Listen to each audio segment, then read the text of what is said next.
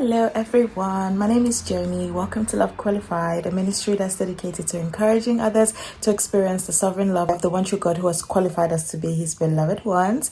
I am a physician associate working in primary care in London. Today I'm going to be attending a training on how to be an OSCE examiner.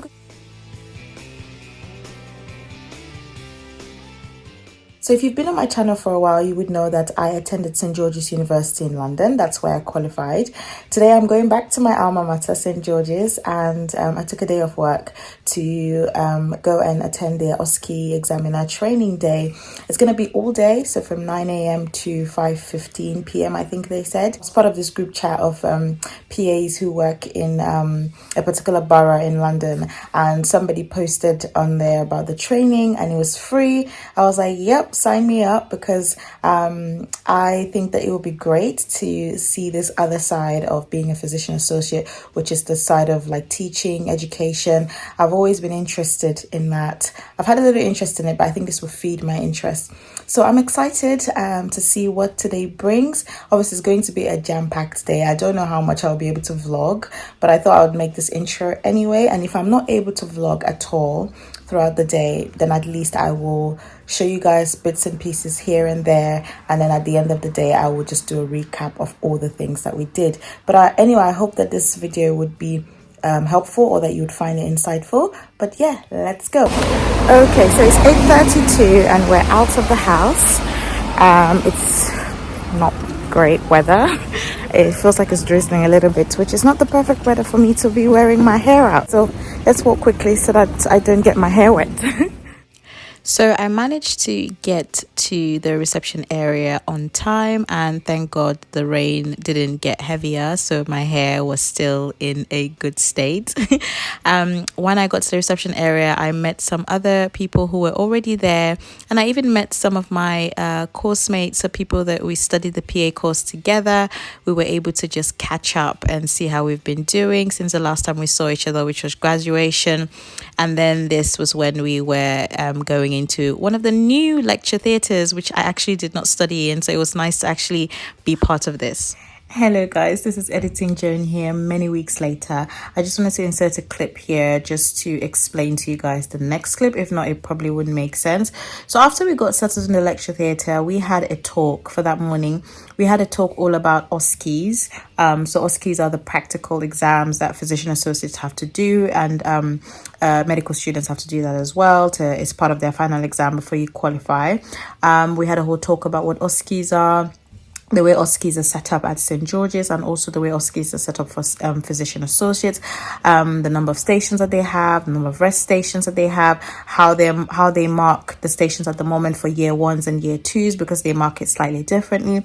With year ones, they do like a checklist where you say that you know if you walk into the station, you introduce your name and your role, you get a mark. If you ask for consent, you get a mark. Things like that.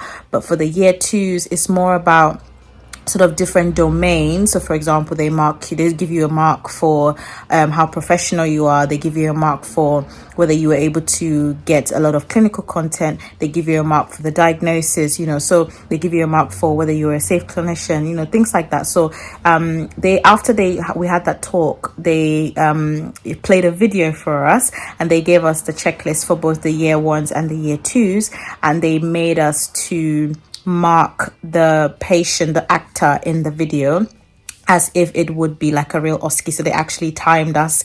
So for the 8 minutes that you have per station, they played it first. The first time around, we used the year one mark sheet, and then they played it again the second time around, and we used the year two mark sheet. So it was very, very, very interesting to be on the other side of the OSCE station. So that's what the next clip is going to show you. I was showing you guys the mark sheets that we used.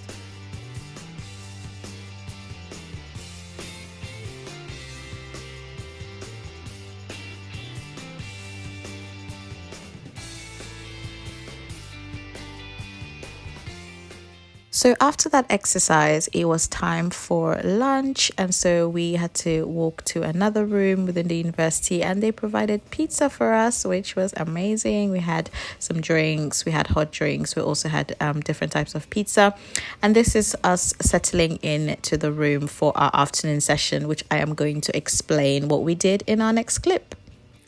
Okay, Editing Joan is back. Unfortunately, those are all the clips that I was able to take during the day. But like I said, I had told you guys that I probably wouldn't be able to take too many clips because, other people are involved. So it's kind of awkward. So in the afternoon session, they separated into 3 different sort of groups.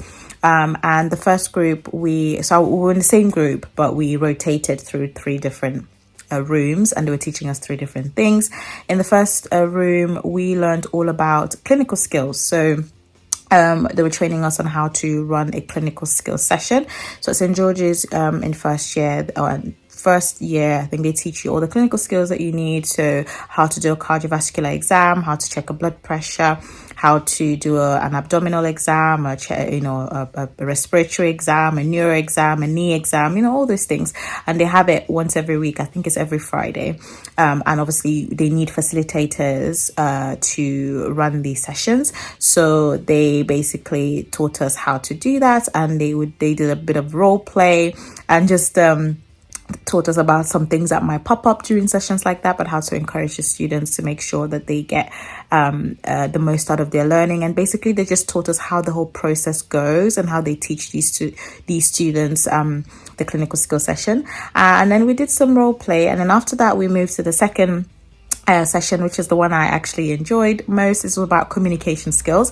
I loved my communication skills sessions at St. George's. St. George's is very big on teaching students how to communicate.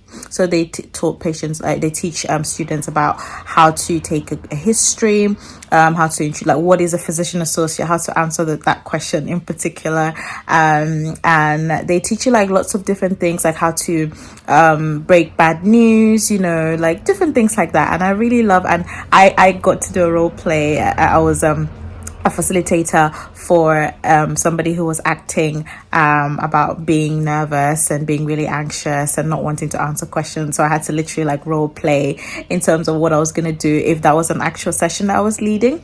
So that was quite insightful, because I remember being a student practicing in front of everybody, taking a history, and have other people watch you and mark you and tell you what you did well and what you could have done well, to give critique, so to give criticism.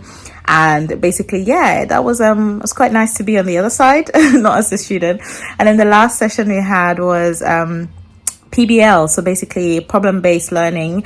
St. George's runs PBL sessions for both medical students and PA students, and basically it's where the students meet once a week. They have a case which they go around. They divide it into groups, basically groups of about 7 or 8 students. They have a PBL facilitator or PBL tutor who basically facilitates that session. So it's not a teaching session. It's just they're supposed to learn a lot of it themselves, and they're supposed to go away and work on some learning objectives, and they come back and then teach each other what they've learned. And then the PBL tutor basically facilitates that session and makes sure that they're going in the right direction.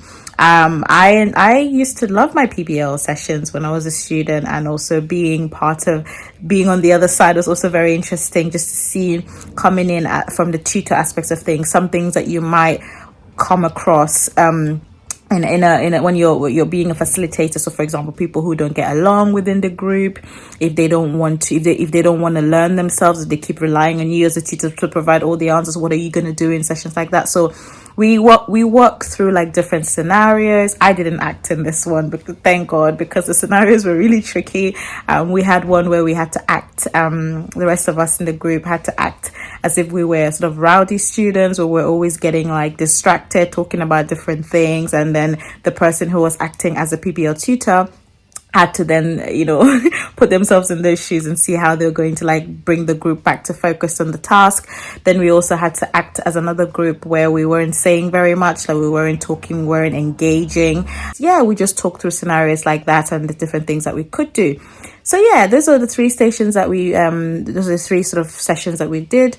And then after that we just came back.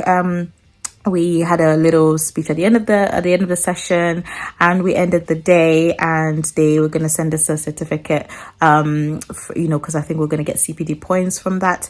And then they're going to let us know when the spots open up. So I think this July or this summer they're going to be having their final, like the summative exams, and they're going to be needing a lot of OSCE examiners.